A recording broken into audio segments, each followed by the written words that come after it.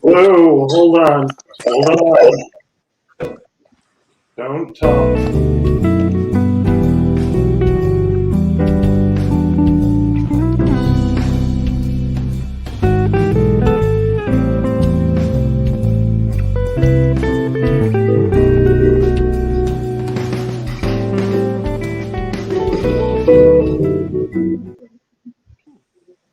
All right, we're all here. Hi. Guy Crook, oh my lord. Can put your thumbs up if you can hear me. All right, everybody can hear me. All right, Breaking up. Hey, who's typing? Don't type. Donald, can you hear me? no, Don't hear anybody. Don, you don't hear me? I Hold can't on. hear you. Somebody's very staticky. Stella, you're gonna break my glasses. Hold on. All right, we're having our usual issues.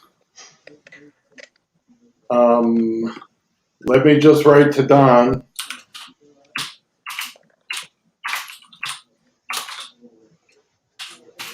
You're muted. Elyse, you're muted. Oh, I keep getting things from Messenger. I don't know if it gets in the way of the screen, if you can see that. Okay, I'm in two different places. That's weird. Taking those. Say hi, Stella. Say hi. So are you on your phone, Elyse? I'm on my phone. I I don't know can't hear why anybody. the computer wouldn't do it.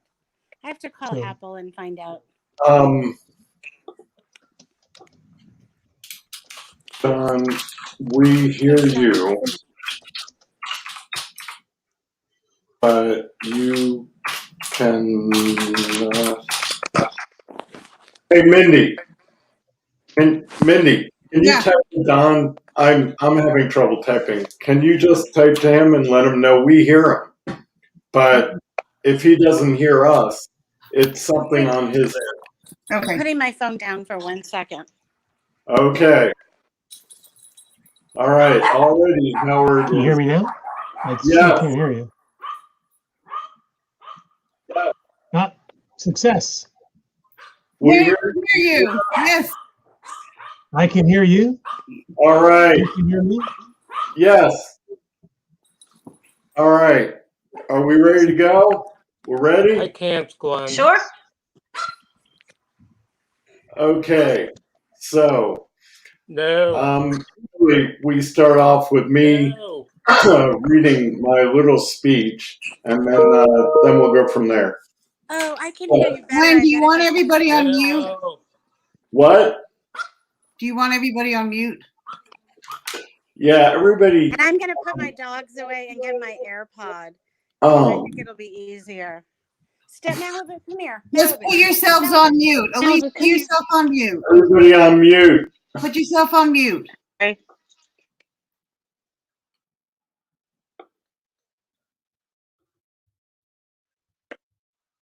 Okay. Can everybody hear me? Raise your fingers. We hear you. All right. Yeah, we may lose Howard. I think he's frozen because I think he went back on his iPad. Yeah, he did. But okay, so let's get started. Okay. And we'll just take it as it comes. All right. So, welcome everyone to the delayed episode of Getting to Know You. Tonight's panel was missed a couple of weeks ago because I was sick. And Howard's coming back in. Basically, this panel shares the fact that we either went to Wanta High School, may not have graduated from Wanta High School, but that we're all pretty much the same age, class of 75, born in 57. This is our Beatle year. So anyway, we're all going to be 64 at some point. I know that Elyse Stern's the youngest in the class, I think. We heard that the other day. So the goal of the show is to talk a little bit about life back then and understand our trajectory of our lives since we graduated. The show's not that long, so we should be able to get through all my questions. I just want to remind the panel to mute yourself when you're not talking. That way we don't get any feedback. We will be taking questions from live audience. And believe it or not, I can actually take calls. So we may take calls a bit like mid-show if there's anybody out there who wants to call. Oh, it's Howard. Hold on. Howard. Maybe he should use his phone. I don't know that he has an iPhone, but he's on the telephone. He called me. He So, does. Yeah, he has an um, iPhone. I know that. Because it was well, easy on my iPhone, but on my computer, as you know, it was a nightmare. yes. Well, okay. I want to, so anyway, we're going to talk. I'm going to ask questions. We're going to do this a bit differently. Mindy's with us, join the group. She's a returning performance from before. And, I just put her in there because she knew some of you. She'll be able to ask questions if I don't ask. And finally, there are no politics. So for those who don't know the people in the group today, we have Donna Napolitano. Raise your hand, Donna. That's Donna. We have Howard Bennett. He's frozen right now. We have Donald O'Day, but he's Don O'Day, and he's right there. And Mindy, you want to raise your hand? And we have Elyse Stern. So, anyway, I want to start the way we usually start. So, Donna, I asked Jean about you yesterday, and she said that you were with her in St. Francis. Is I that was. I didn't move to Wantor until I was in 7th grade. right? And I had been in Catholic school in Astoria, Queens. So when we moved to Wantor, my parents put me in St. Francis. So I was there for 7th and 8th grade. Yeah, and then she said in 9th grade when you came in, you didn't know anybody. So Well, what happened is my parents put me in Holy Trinity High School, which I didn't want to do, but my brother was going there. And I really made a fuss the whole year. I cut class. I did all sorts of terrible things. And my parents decided they weren't going to spend the money to send me to Catholic school if I was going to be bad. So they sent me to Wantor High School. So then I was there in 10th grade. Oh, 10th And grade. I was like a fish out of water. I felt very awkward because at that point, people had been in school in 9th grade together. And so, your friends were formed and your cliques were formed. And I kind of came in 10th grade pretty much like a fish out of water. Yeah, and she said you were in her homeroom. Yes. And it was out of alphabetical order. Yes. So I was the only N in there. Yeah. Because the only other person I knew was Kathy Chapman, and they wouldn't put me in a C. N was Yeah. closer to P. So they put me in Mr. Reed's homeroom.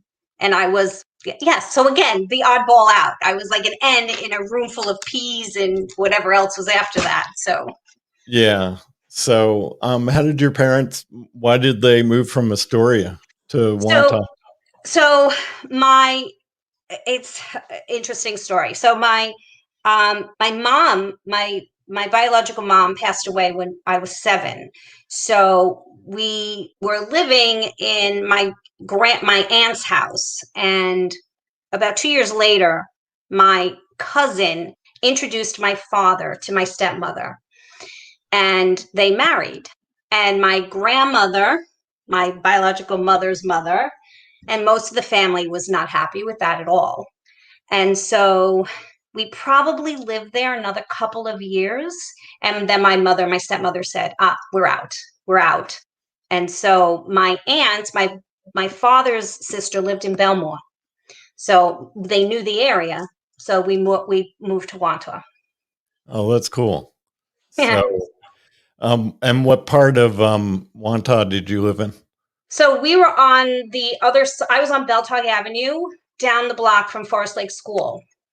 And I would walk to school. I would walk to Wantagh High School. I would go through Forest Lake School, over the, the fields there, over the footbridge and into school.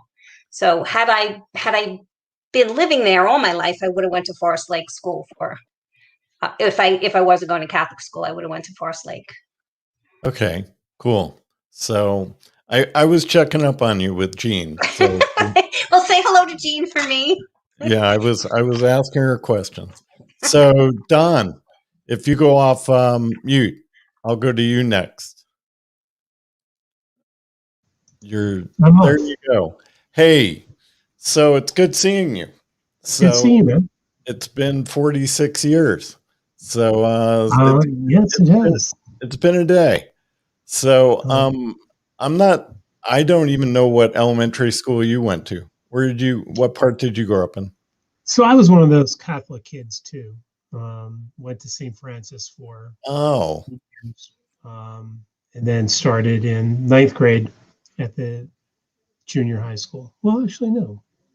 Well, yeah, it was, because the high school was 10, 11, and 12. yeah. So junior high for a year, and not unlike what Donna was describing, my cohort from St. Francis kind of split, Trinity and other places. So I didn't know as many people as everybody else did.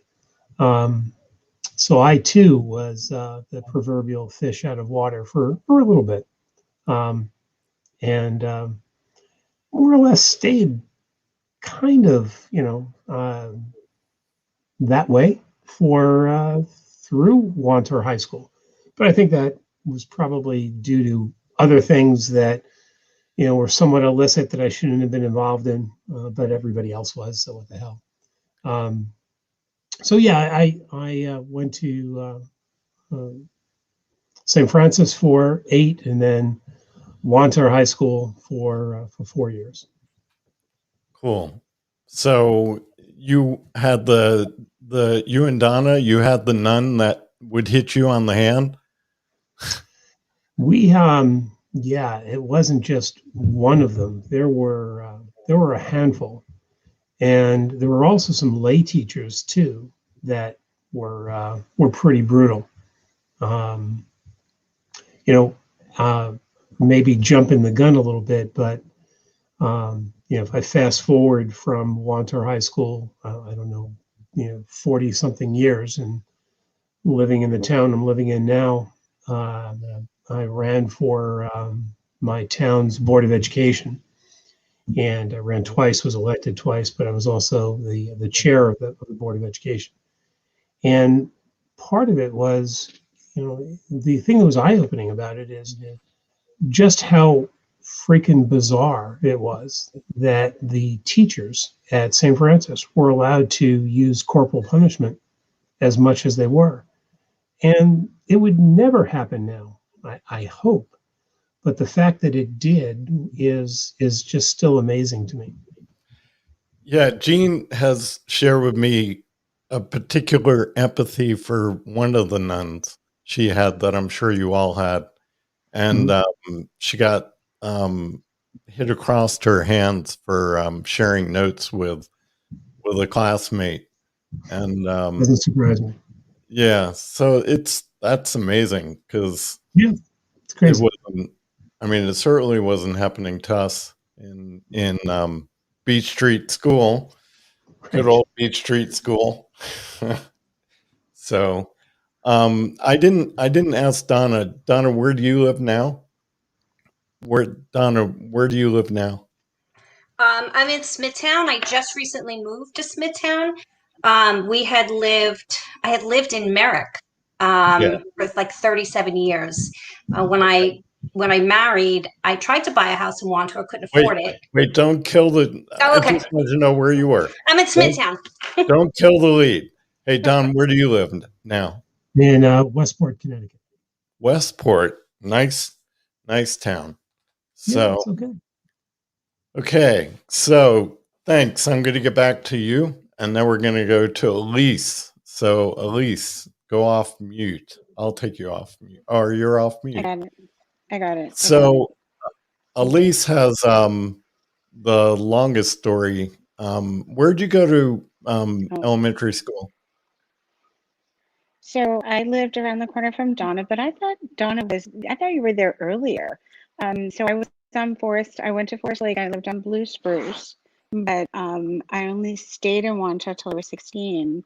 And then we were kind of bi-coastal. We would go back and forth LA when I was growing up. And then my parents got divorced when I was 16 or 15. And my mom and I ended up moving back to California permanently.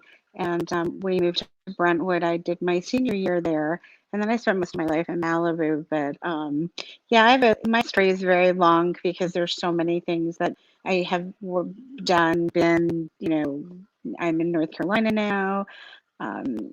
You don't even know where to begin sometimes. But it was interesting because our class was what, 400 people, 500 people, and I went to Uni 520. High, which is in Brentwood, and okay, so 520. My class in LA was 1,500.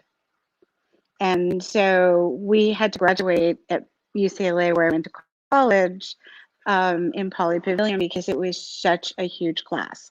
But the school, you all are familiar with the school because it's the school that they filmed Fast Times in Ridgemont High.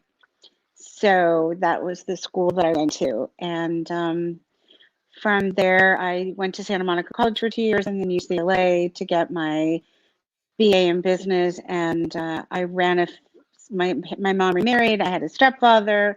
I ran my stepfather's company for a very long time. And when he passed away, I left the company and went back to UCLA, got a BS in education. And I ran 2 different Crabtree and Evelyn's. I don't know if anybody's familiar with them. One in Century City and one in Universal City. Walked for a couple of years and was just done with corporate. I was just done. And I taught preschool for 9 years in an Orthodox Persian Jewish preschool.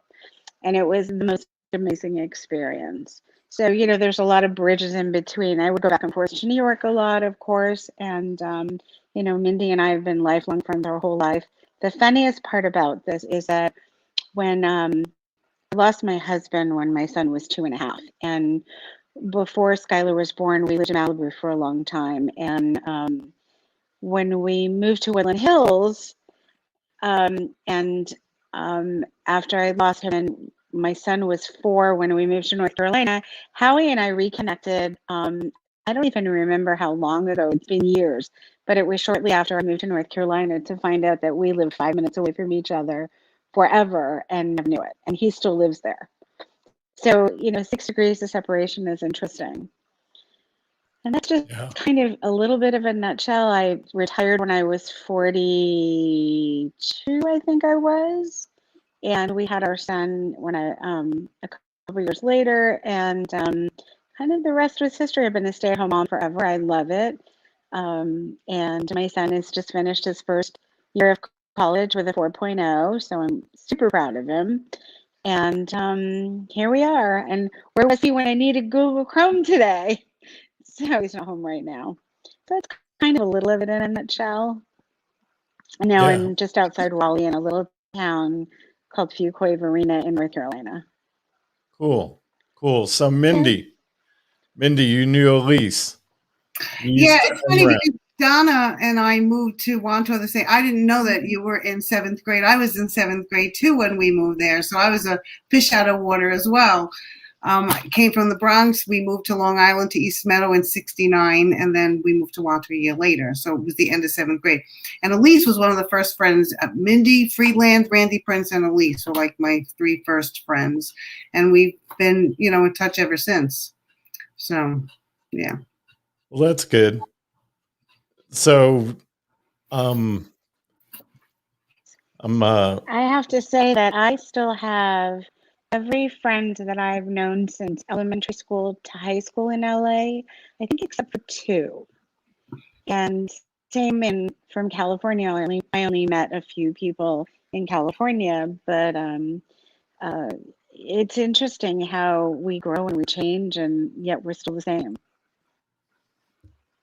What happened to Howard? Howard is gone. We lost Howie. Oh, We, poor we Howard. lost Howard.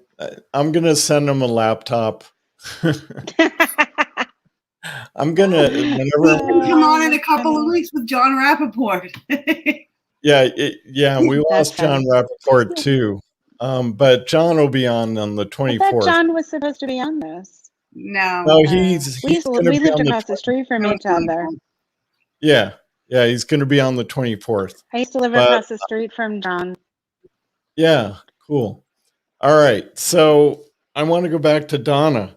Donna, so what was your trajectory? You graduated one day and you decided you wanted to be a district attorney and lawyer and No, that didn't come to that realization until much later. So when I graduated from high school, so Dawn, as you said, I mean, high school was difficult. I had a difficult time in high school. I did not like school. It took a lot of effort for me to get good grades, and it was an effort at 16, 17 I didn't want to put in. So when I graduated from high school, I wanted to go away to school, and my parents wouldn't let me.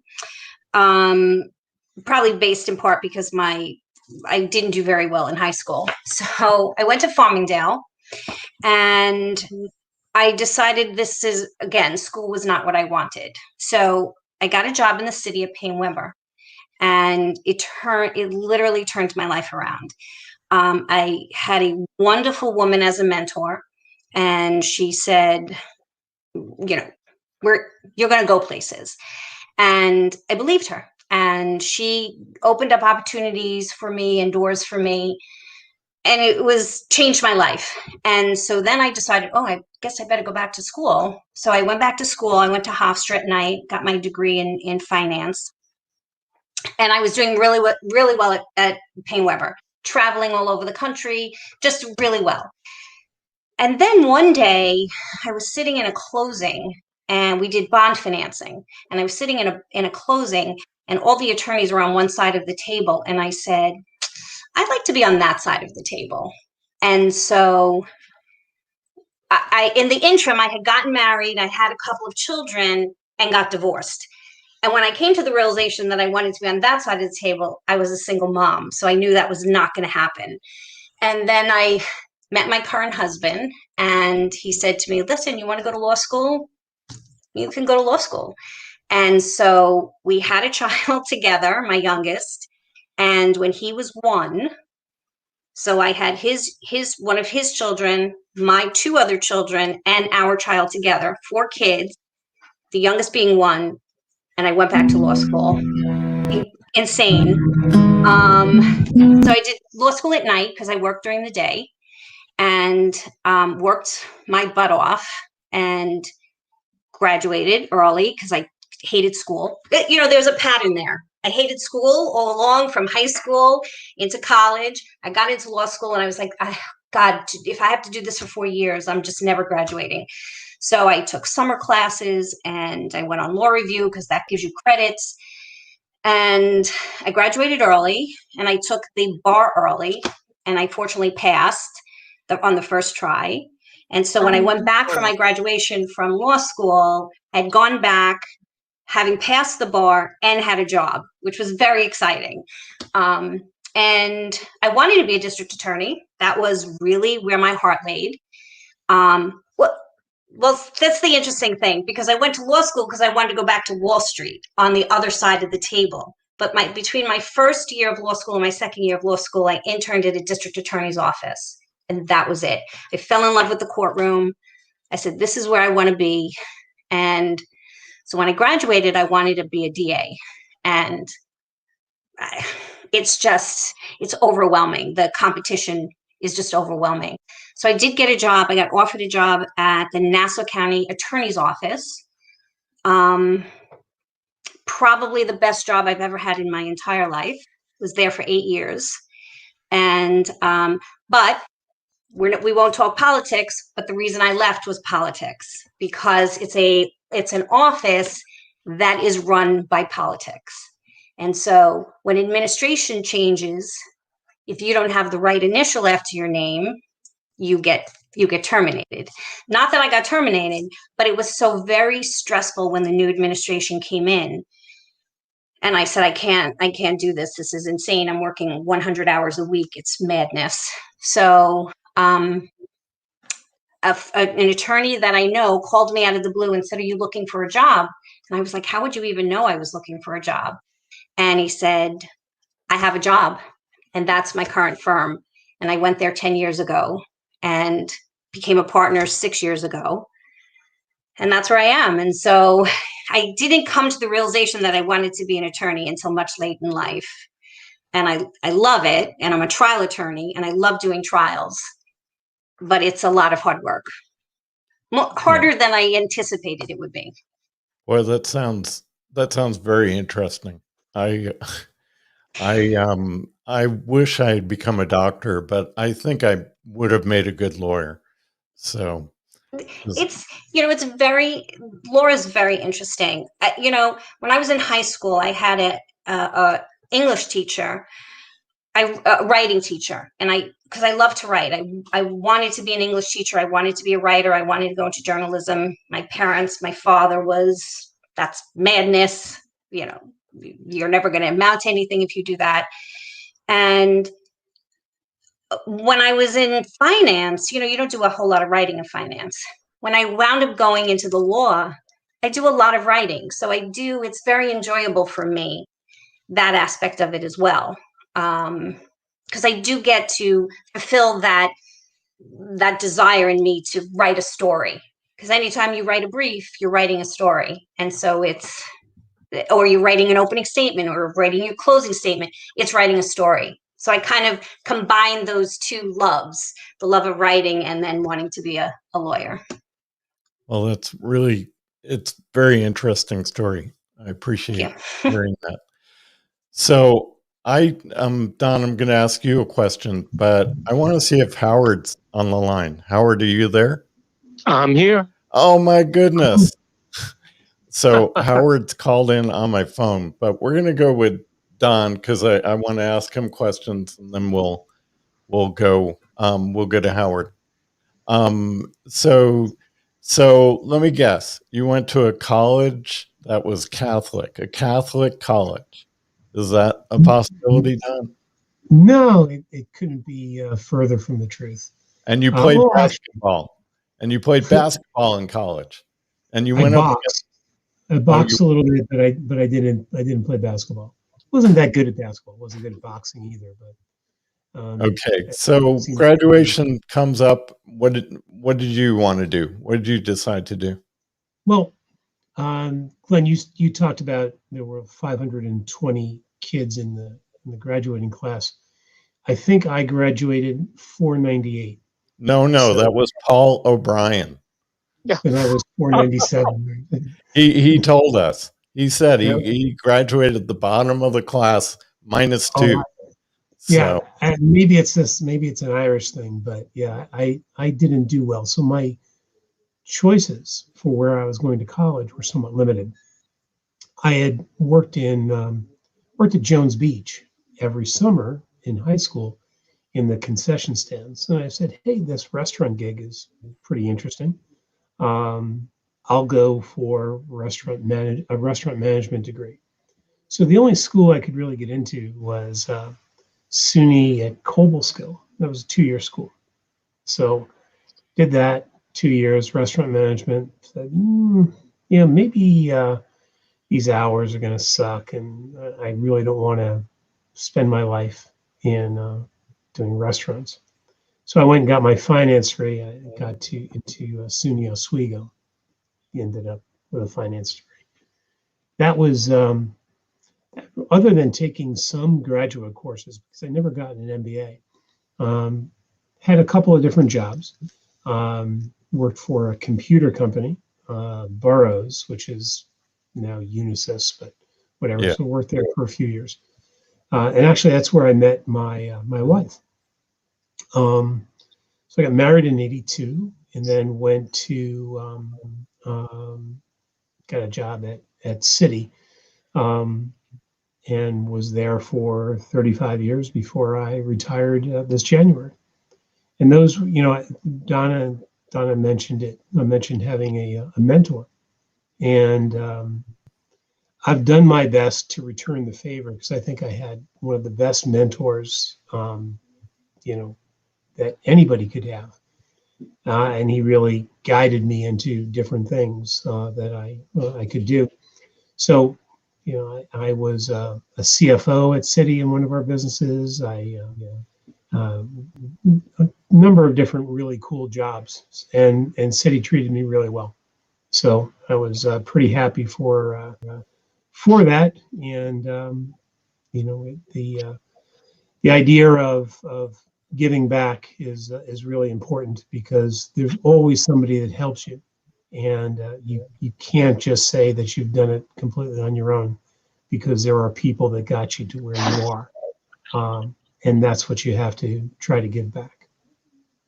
Yeah, that's always been my belief. That's probably why I do some of the things I do for Wanta. Mm-hmm. So it's, particularly the virtual memorial. But Right. so you graduated, you retired in January, but we've Right. already heard you were on the school board.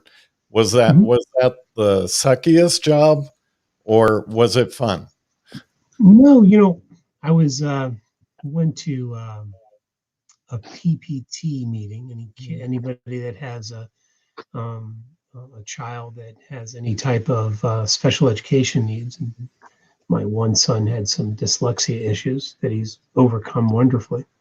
But there was this one teacher that was sitting across the table at a conference that really had a kind of a crappy attitude and accused my son of essentially being a saboteur because he broke a few test tubes in his science class. So I thought, well, how can I get this guy fired? Because he's just out of line. He's just totally wrong. The only way I could do it is to run for the Board of Education, get elected, and then I had to get elected to be the chairman or the president of the committee, because then I signed the checks and I approved the contracts. So I did, and he retired. And then I ran again, and that was fine. And while this is a no politics zone, I think my next step is there's a job in town. In New England, the term mayor is really first selectman. Funky name. I don't know why they call it first selectman, but the mayor job is open this year, and that may be my next step. Wow. That's so interesting. I there's an opening on the community where I live on the board, and I wouldn't do it for the love of life, for all the money in the world, because there's just it's a thankless, heartless job, and I feel that I all hats off to you if you're willing to do that stuff, because I give back in other ways, but being a selectman or a mayor, that's just a tough job because half the people hate you. That's right. And your trick is to get it to be 49% that hate you. And if you do that, then you're probably okay. But while running the board of education is challenging, from just parents that ring you up at all hours of the day and night. If you can make a change, and if there's one kid that doesn't slip through the cracks because of policies or procedures that you've implemented, that's a good thing. Because there are a lot of cracks at Monterey School. Yeah. Well, it's interesting. I was just here's Howard. So we lost Howard for a second. Here I am.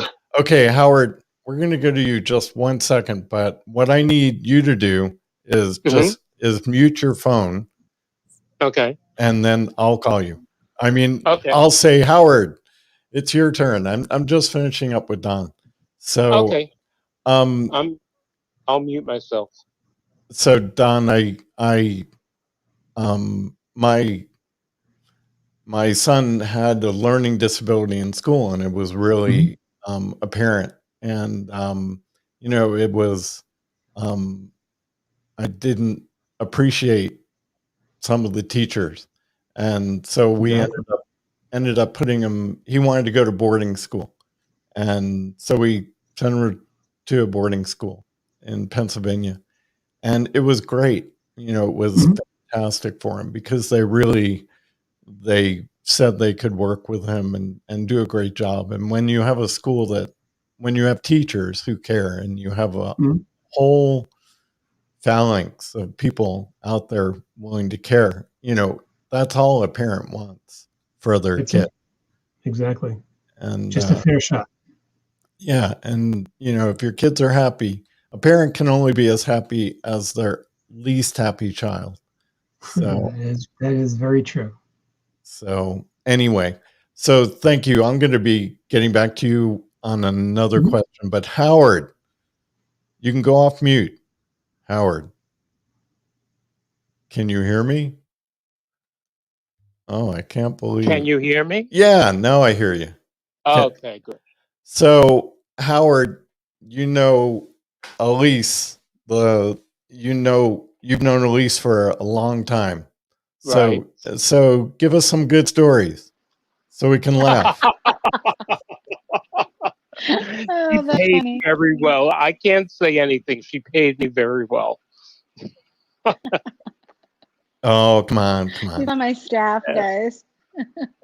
Yeah. So Howard, last time you were on, your system crapped out, and we didn't get to ask you the question. You went to Mandalay, correct? Correct. And so you came into high school, and then you graduated. Just correct. Give us the 2-minute story. What happened after? How you ended up out in California and what you did before that. Okay, well, I graduated from Hofstra in 1979. As it turns out, my father was given an opportunity to open a West Coast office for the company he was working for.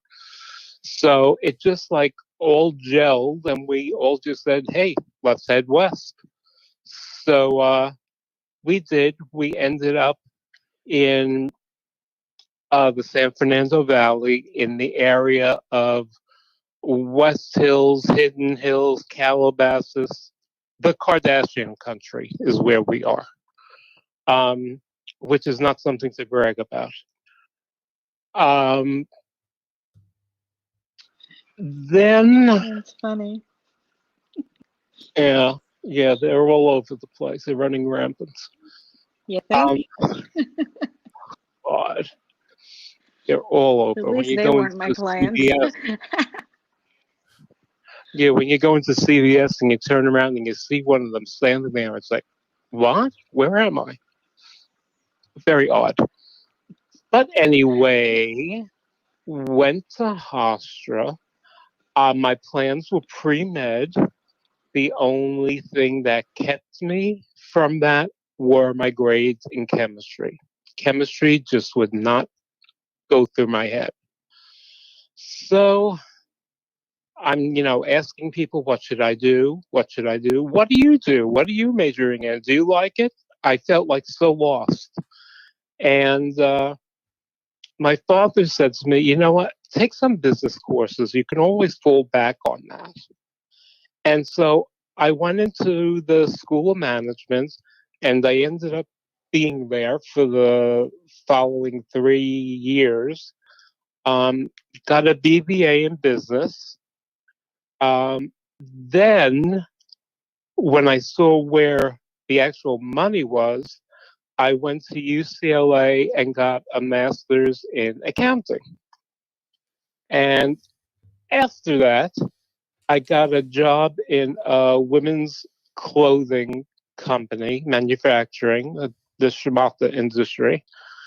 And I was there for, oh my God, 25 years.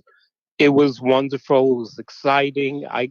Since I came in at the beginning, I was involved in design, samples. I was flying around to Hong Kong and Singapore, and it was a great, great job.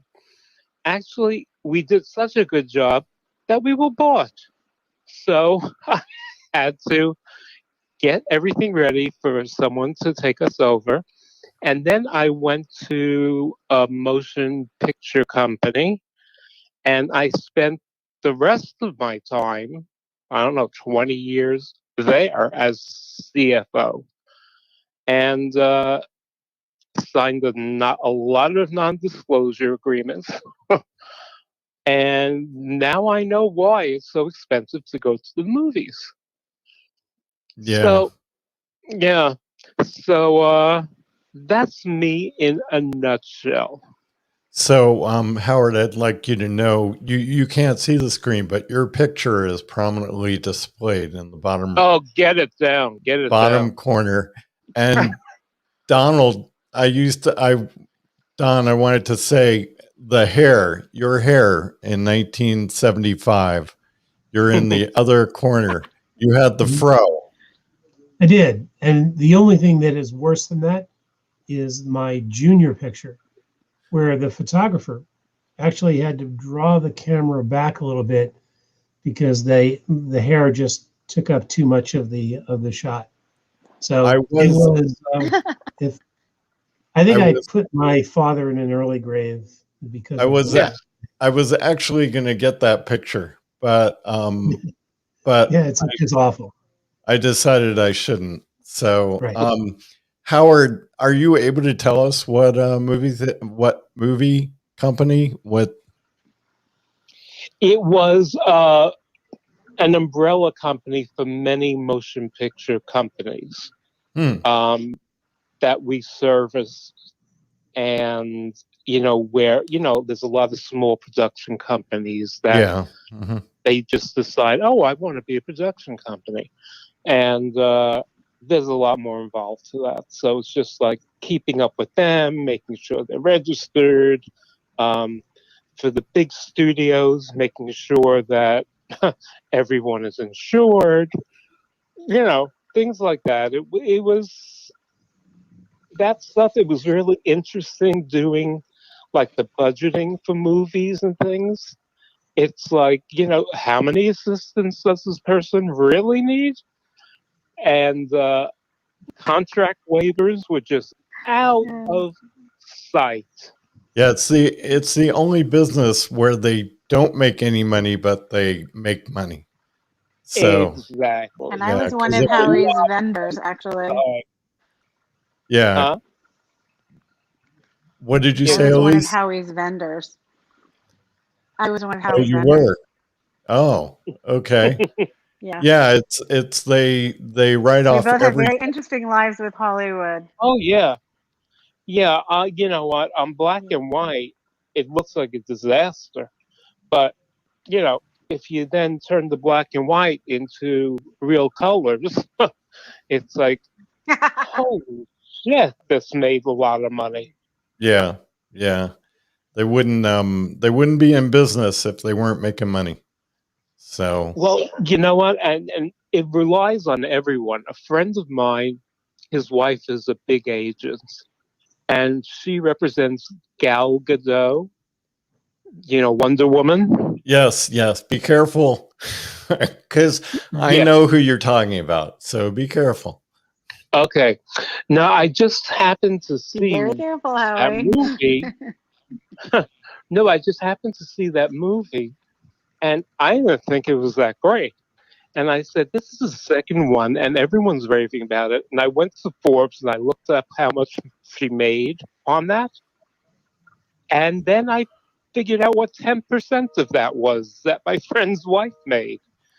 And I said, I have been in the wrong business. Yeah. Yeah. You're on the wrong side of the business. That was $100 million project. Yeah, it was Yeah. amazing and depressing at the same time. Yeah, I'm sure. I can attest to that. But today was a horrible day on the market. So my loss is the same as a $100 million loss. I'm So not Exactly. looking, Glenn. Yeah, I'm not yeah, looking today. it was a red day. So I so didn't Howard, look at the can you close. I did not look at the Howard, close. Yeah. just put your phone on mute unless you want to respond to anything anyone else says. So Mindy, I feel bad for you. You're just sitting there. No, I'm good. It's all good. You have anything to say? Nothing. No, except Don, you said you worked for Citi? Yeah. Citi Group? Yeah, City. Because I worked for Citi Financial for 13 years. Oh, you did? Okay. Yeah. Where were you located out of where? In Florida. Okay. Florida, we were the local neighborhood lenders that did your personal loans or refinanced your mortgage. And eventually Citigroup got rid of Citi Financial completely. So, yeah. Yeah. I have a Citibank card. You have what? Oh, That's good. yeah. Citi's one of our credit cards. That's a good thing too. Yeah. Yeah. Well, it's all good stories. So, Elyse, how did you give up California for North Carolina? Why would you do that? Well, it's kind of a long story, but I'll kind of in a nutshell. When I lost my husband, all my friends, or 90% of my friends, are in the entertainment industry, and some were quite famous, some are not. I did a lot of work with movies and TV and a lot for about 17 years before I left my career to do other things. And when I lost Stephen, I didn't want to raise my kid in LA. I didn't want him around it. You lived in California, so you kind of know what I'm talking about in a sense. And Howie, certainly knows what I'm talking about.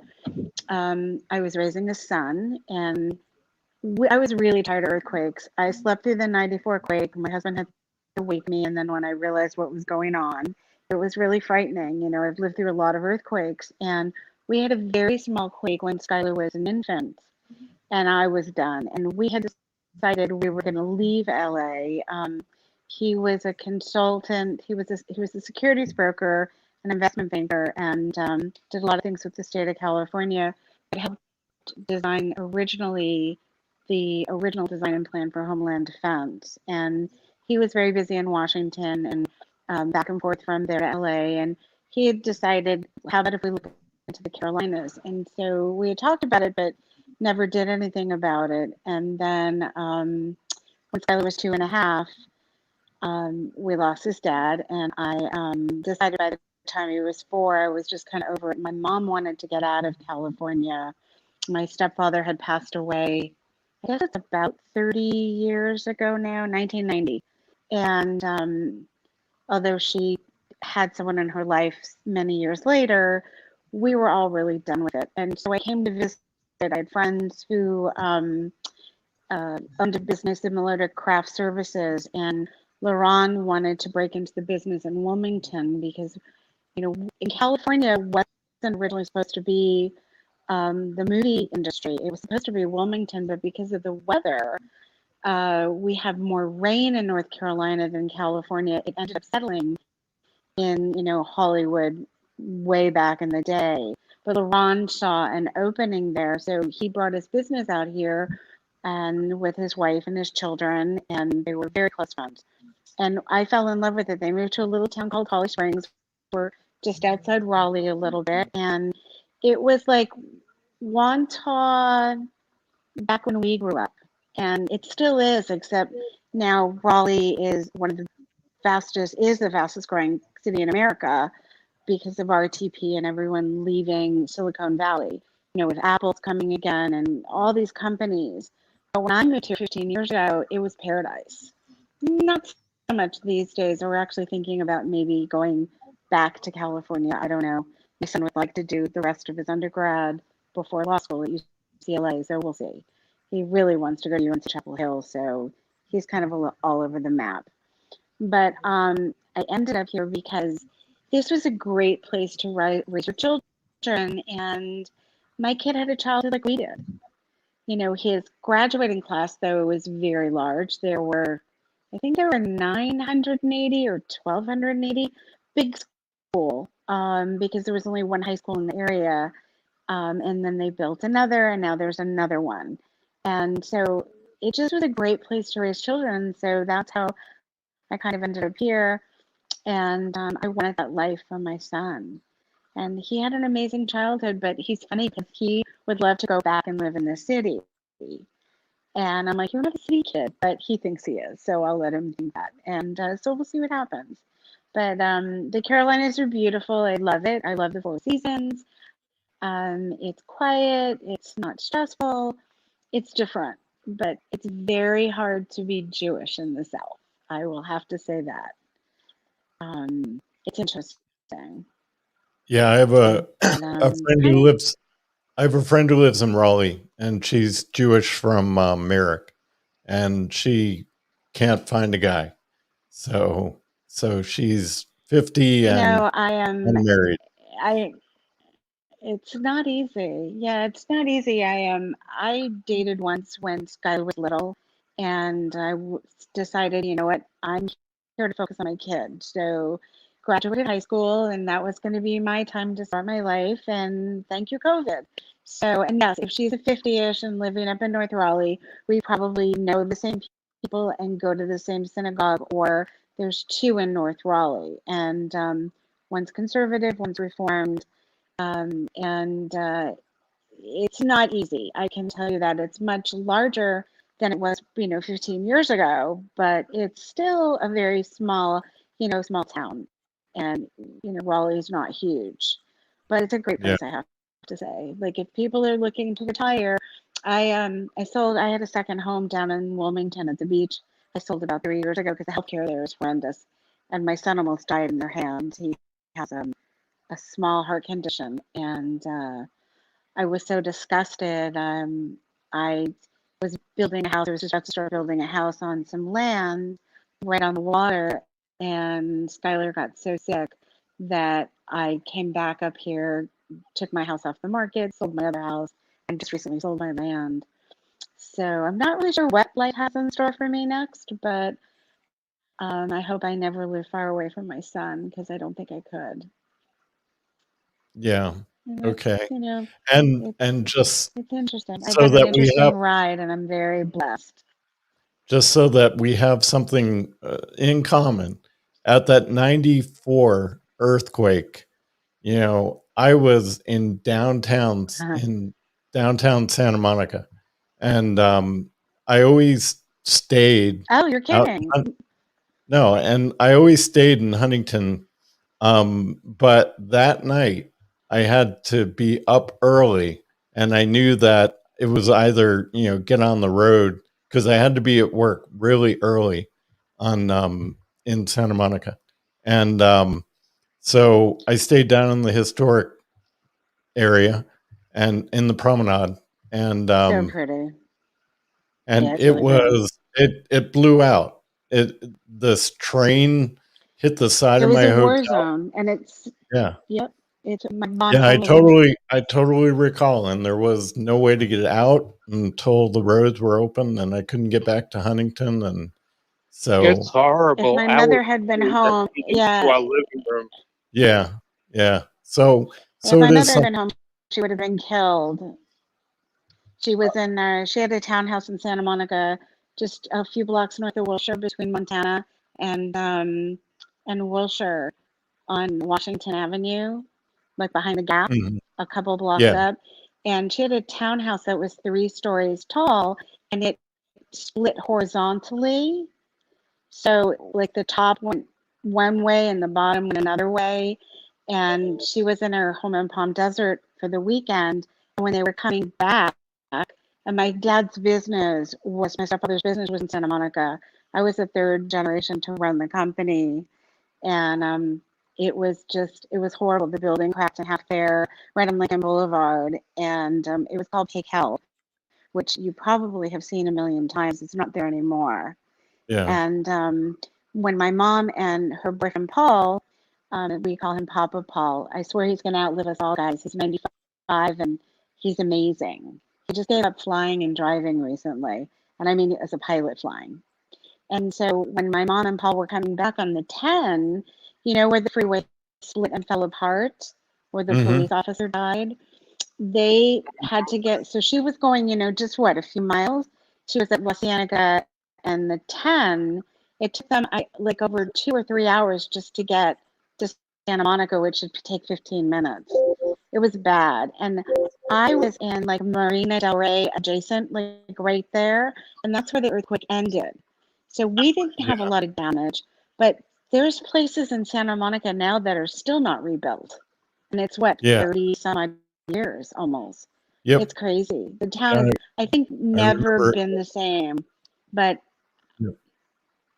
well, hey, Howard, go on. And the whole town is so different now. Yeah, Howard, go on mute. So, no, it's okay. So we're sitting at 26 minutes after the hour. If you don't mind, I'm going to ask this closing question, and it'll probably take us to about 8:45, if you don't mind. And so I'm going to start with Donna. So, Donna, thinking back on your time in Wantagh, and was there any one person, anything about Wantagh that influenced the rest of your life? Was there a mentor? Was there something special about Wantagh? That's a tough question. I've seen these episodes before, and I know you asked this question, and I've been thinking about it. But I had such a difficult time there in high school that I can't say specifically that there's one person that made a difference in my life. However, I will say that English teacher who was very encouraging to me to write and to pursue a career as a writer, that stayed with me all of my life. And it was something I've always wanted to do. Because I always said when I retire, I'm going to write a book. I don't know if I'll do that. Maybe I will. Maybe I'll write short stories. I don't know. But she, I think out of everyone, probably was the one who had the most influence on my life during that time. My goal, much like you, Glenn, my goal was to get out of Wantagh as soon as I could. And I did do that. I moved out of Wantagh. I moved to Merrick, and I stayed in Merrick for 37 years before I moved to Smithtown. And when my older daughter moved to Wantagh, she bought a house in Wantagh, literally 2 blocks from Wantagh High School. She was on Dahlia Lane. And when I would go see her, I was like, oh, this brings back such like terrible memories for me, being this close to the school.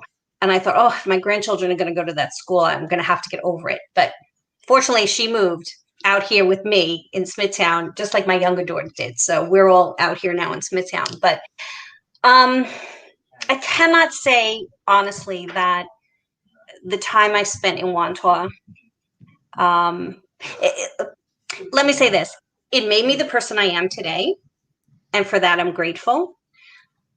But it was not easy living it when I was living it. It was not easy being a teenager and then in my early 20s in Wantagh. Yeah. But I wouldn't take it back. As I said, you are the person you are today because of all of the events in your life that bring you to this day. And I don't know that I would have been the person today if I didn't experience some of the things I experienced there as a teenager. Yeah. Did you compete with Donald for the lowest in the class? My grades, I was about midway. I think I had like an 84 average, so I was probably somewhere in the middle of the pack. Um, but I was really truly a loner in school. I had a few friends.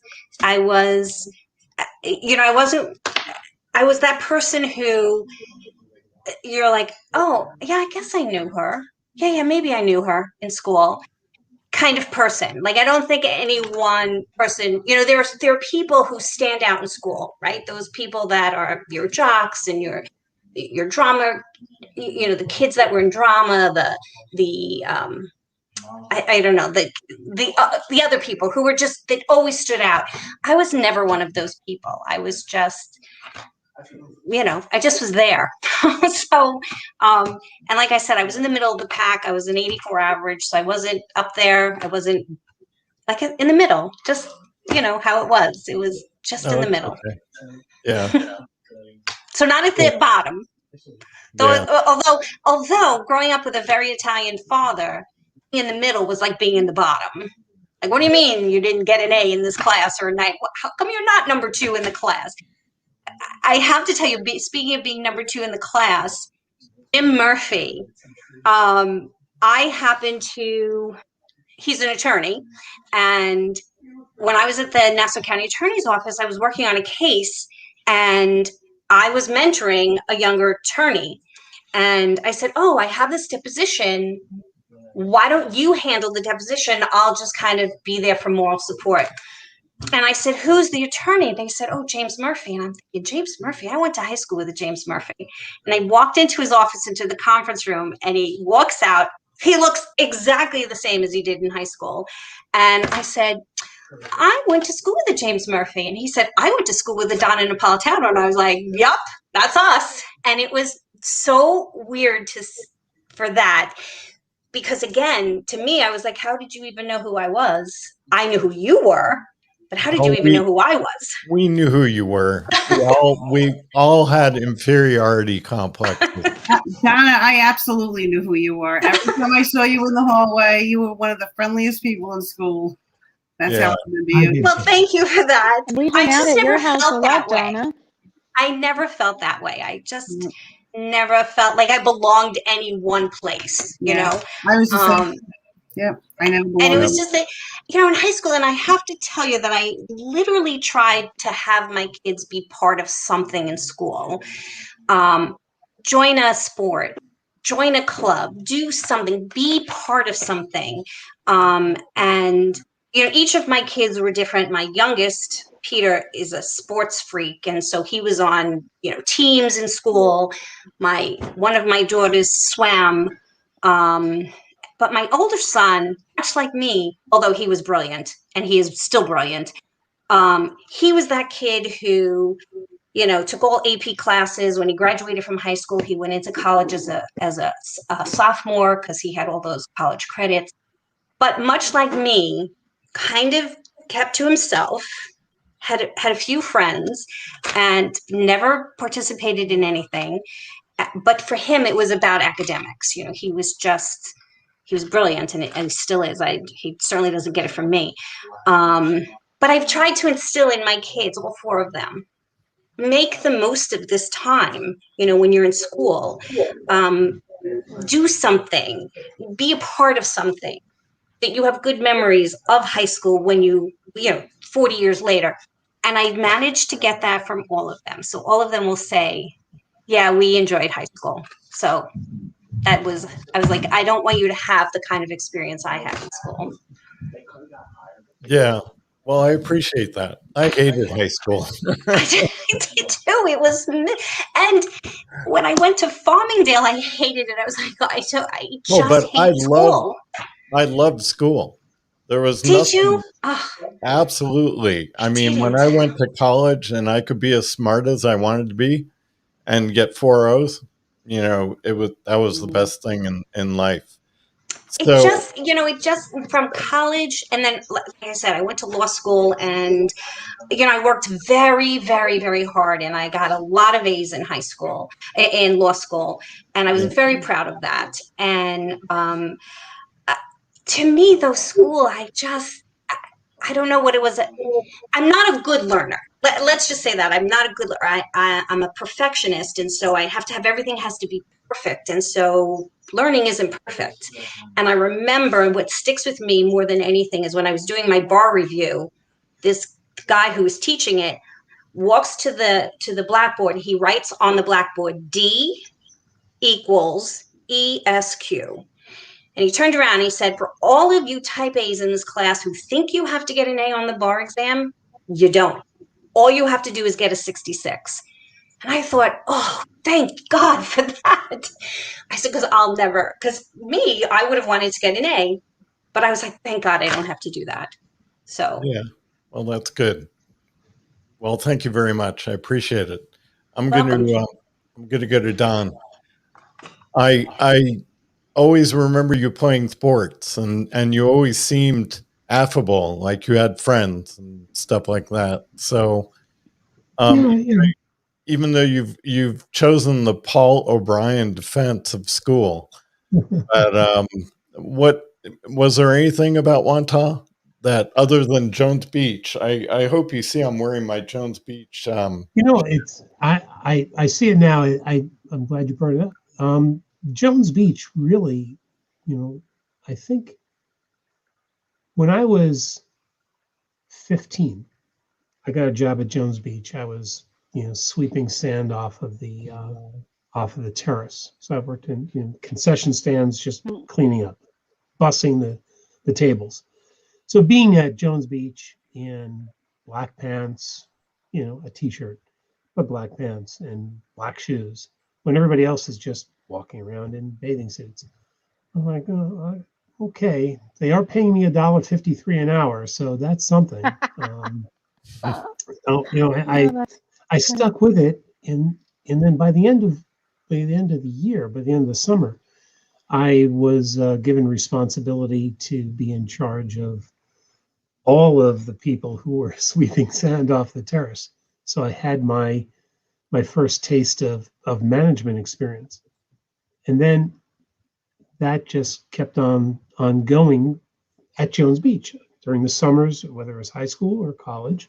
I'd go back to Jones Beach and I'd have different gigs, all of them, kind of having far more responsibility than I should have. I mean, they gave me the keys to, kind of everything.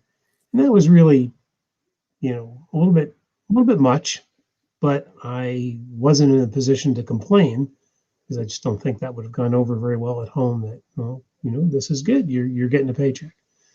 So Jones Beach, more than Wantagh High School or more than academia, gave me, I think the skills that I tried to build on, in my career, where always had management experience and kind of figure things out. I mean, people that say that they can talk themselves out of a lot of different jams, I sort of think that too. And I think Jones Beach helped me with that, but to a certain extent, Wantagh did too, because there are a lot of smart people in Wantagh, a lot of, again, very affable people in Wantagh. And in order to just not get stepped on too much, you had to be a good BSer. And, so between that and, the sort of the skills I learned at JBCC, Jones Beach Catering Corporation, I think that set me up pretty well later on in life.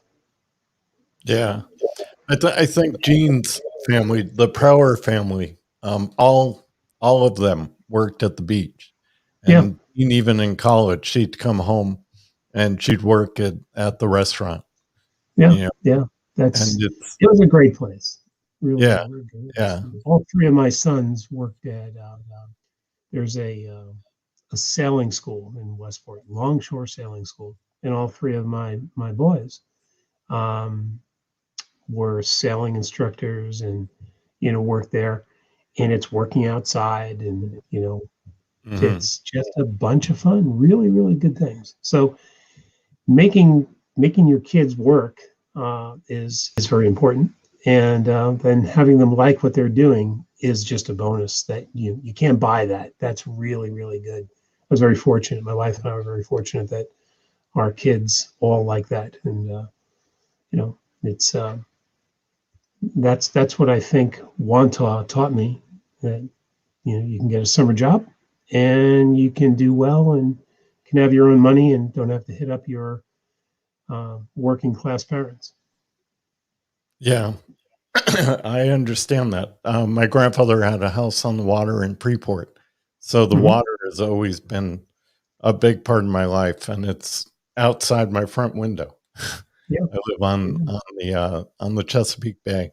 So Longest bridge I can remember, right? Chesapeake Bay Bridge. Yes, yeah. A very cool bridge. And I should tell you that my daughter is a sailor, and depending on how old your youngest son is, my daughter's 25. She taught sailing in Connecticut, in the town next to Westport, I think. Could it be, there was a Greenwich sailing school? Greenwich. Okay. Yeah. So that actually Greenwich and Westport were owned by the same person. My youngest is 27. So very possibly they may have been some interaction there. Yeah. Well, she sailed in college, and she ended up being the head coach at Stanford. So right. Yeah, I remember some Facebook posts about that. Yeah, and then from a while back. Yeah, her boss was the one who took the varsity blues money. So if you know about that, I do remember that. And he left her behind. So did he do any time? No, he didn't. He had home arrest, but he's the only one who's come out. But at 22, she was the head coach at Stanford. So that's very impressive. Yeah, she was not happy. She did not stay beyond her contract. So, but well, thank you. I appreciate that. So, Howard, we're running long. So, I remember you saying that Miss Haycox was that Miss Haycox? Yes.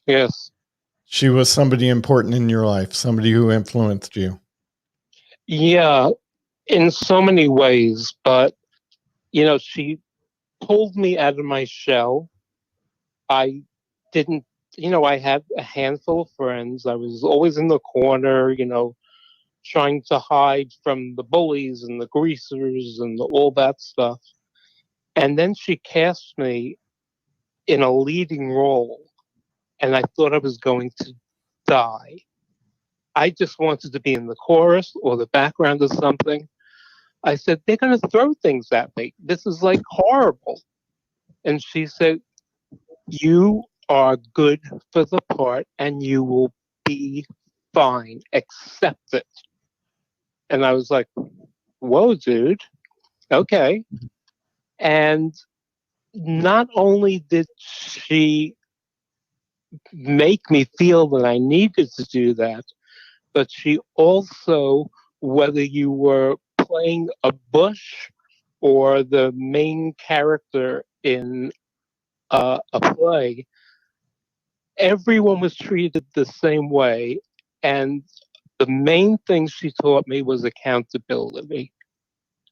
When you are supposed to know your lines, you better know them. If you are supposed to know your blocking, you better know them. And, you just couldn't slide. And that's basically the way life was. So that's how I always ended up working. That was my work ethic. And it worked out well for me. And I remember her as being the biggest influence. And accountability was it. That's cool. Several people have said that she was the most influential one in their lives. It was mostly you people who were in plays, and Bruce and Lacey. Yep. And I talked to Nancy Blake, and she said she loved her, and so Oh, yeah. yeah. And it was so funny because after the show, and no one threw anything at me, everyone started talking to me. People in the hallways were walking up to me that who I thought were going to like dump my books and said, "Hey, you were really good. I'm going to come to the next one." It was like, who the hell are you talking to? And it was a complete turnaround. So her pulling me out of my shell just ended. I ended up in a different world. Yeah, I think that's what we all needed at some point. Yeah. You know, and we found that either in high school or in college or in Yeah. life. You know, That one push. Yeah, that one person who gives you that moment. And Yes. you know, Don already said he had somebody who mentored his career, which was good. Elyse, what would you say, not talking California, talking Wantagh, is there anything that particularly influenced you that you appreciated? Well, I was also part of that drama club group, but I was like doing the scenery and things like that. And just the camaraderie that we had was amazing. And we were all so close. Not all of us, but, you know, I was close to Howie and we had our own group of friends. And then, you know, my friends like Mindy and Joan, and I knew Donna for quite a while, you know, when she moved there. And so I took away from, you know, the morals and values our parents gave us, also the small town naivety, which I learned fast in LA, of course. That doesn't work too well.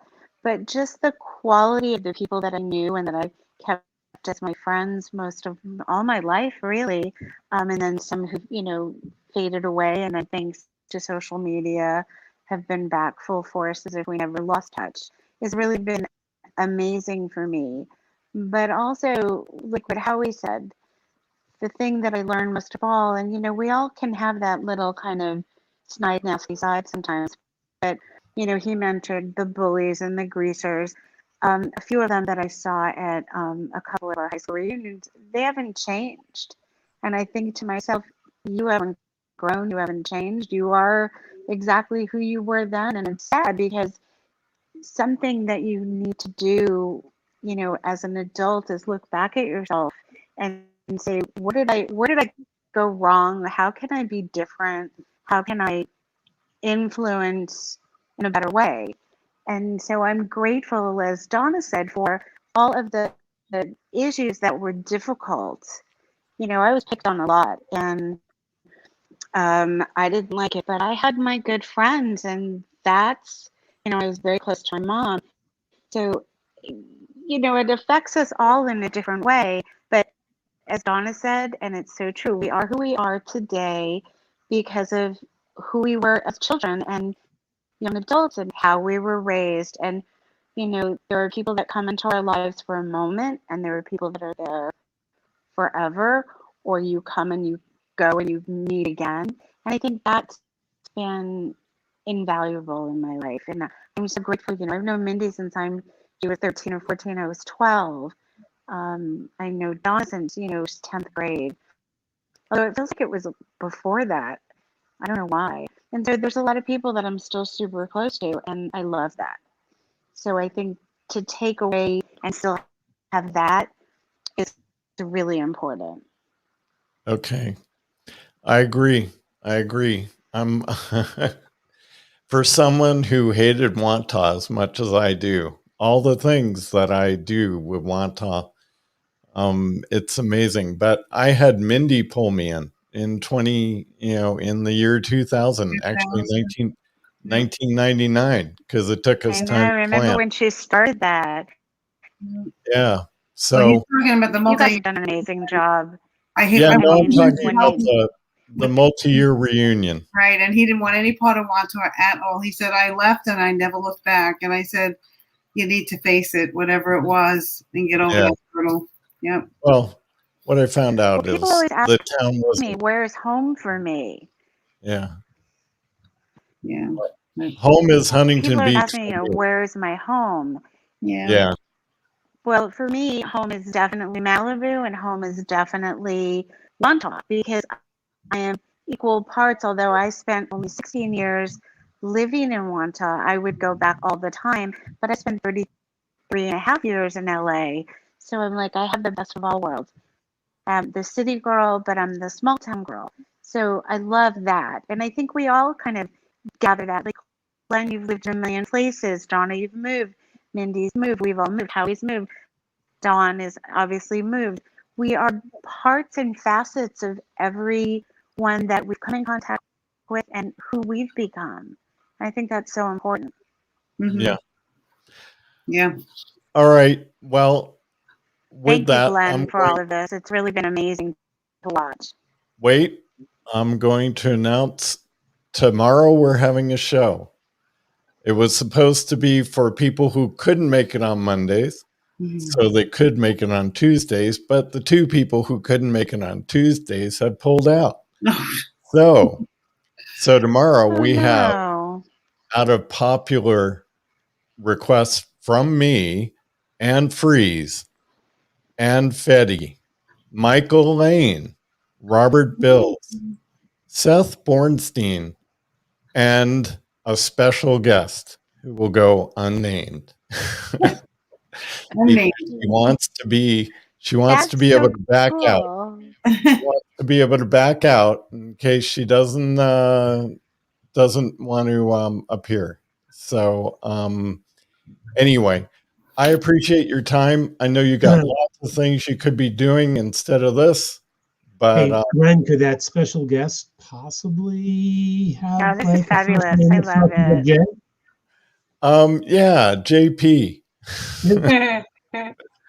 Yeah, but it's funny because Michael Lane said, I want to be on with someone I know. So then I said, Jean, will you be on the show? And she goes, not in a million years. And then she said, oh, that's a shame. She said, I said, well, what if I could get Anne Freeze to be on the show? She goes, okay, then I'll do it. If you get Anne and you get Michael, I'll do it. So we're in a store and the phone rings and it's Anne Freeze and she knows exactly, the moment I said, I have a big favor to ask of you. And she goes, oh my God, I know what you're going to ask. Yes, I'll do it. Oh my God. And so That's she's sweet. Your wife she's hasn't watching. changed a bit, Glenn. I mean, she looks exactly the same when we were teenagers. I want to know what her secret is. Because you take recent pictures and then you look at her high school picture, she literally looks exactly the same. Identical. That hasn't changed at all. Yes, it's so true. Yeah. That black and white shot you took of her and posted just recently was really, really a nice shot. But more importantly, Yeah, what you she said looks in the exactly live the show same. about you married the love of your life, and that was really sweet. Yeah. Well, I had a crush on her. I had a crush on her in school. So I think a lot of people did. Yeah. No, I know they did.